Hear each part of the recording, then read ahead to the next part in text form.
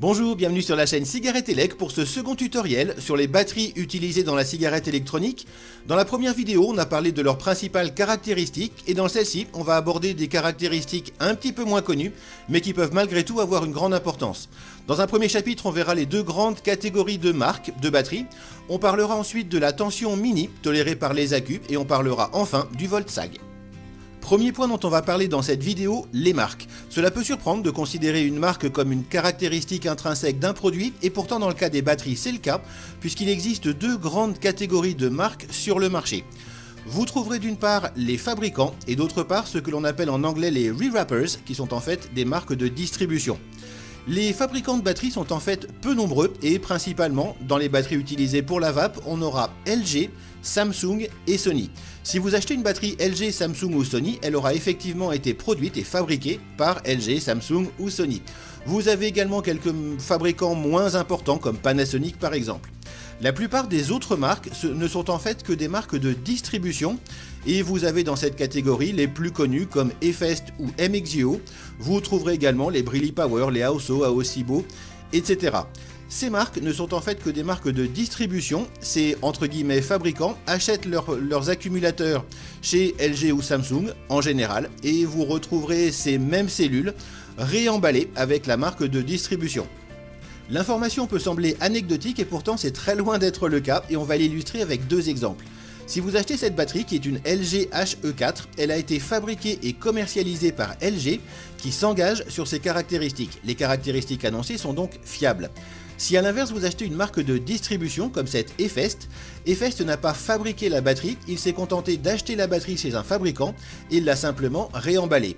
Les deux soucis, c'est que d'une part, les marques de distribution ont tendance à gonfler artificiellement les caractéristiques sur les emballages et de fait cette Efest ne fait pas les 3100 mAh et les 20 A qu'elle annonce.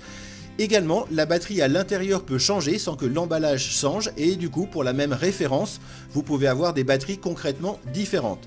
Ce qu'il faut retenir, c'est qu'autant les marques de fabrication sont fiables, autant les marques de distribution sont aléatoires et qu'il est essentiel d'acheter vos batteries chez un revendeur de confiance.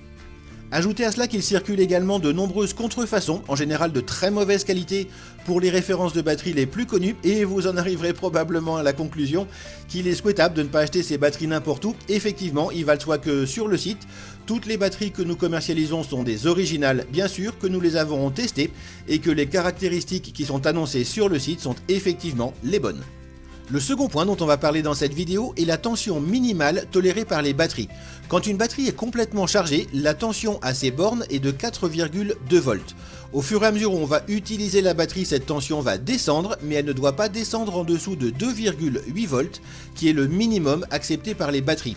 Pour être certain que les batteries ne seront pas poussées au-delà de ces 2,8 volts, la quasi-totalité des box électroniques vont vous afficher un signal batterie faible quand le niveau de votre batterie sera en général de 3,2-3,3 volts.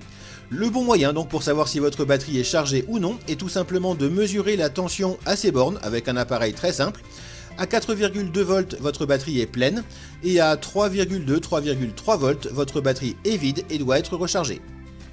Si la plupart des box considèrent qu'une batterie est déchargée à 3,3 volts alors que celle-ci est capable d'aller jusqu'à 2,2 volts en toute sécurité, c'est pour tenir compte de ce que l'on appelle le volt sag. Le volt sag, c'est la différence entre la tension à vide et la tension en charge d'une batterie. Ce que cela signifie, c'est qu'une batterie dont la tension serait de 3,3 volts à vide, sans qu'on s'en serve, va voir sa tension descendre à 2,8-2,9 volts quand on va s'en servir et que la tension va ensuite remonter quand la batterie sera au repos.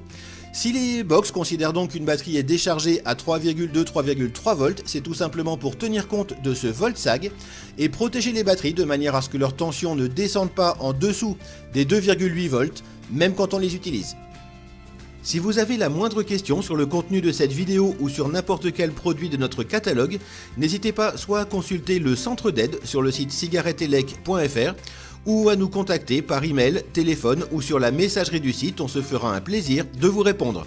Toute l'équipe de Cigarette Elec se joint à moi pour vous remercier d'avoir suivi cette vidéo et vous souhaiter une excellente vape.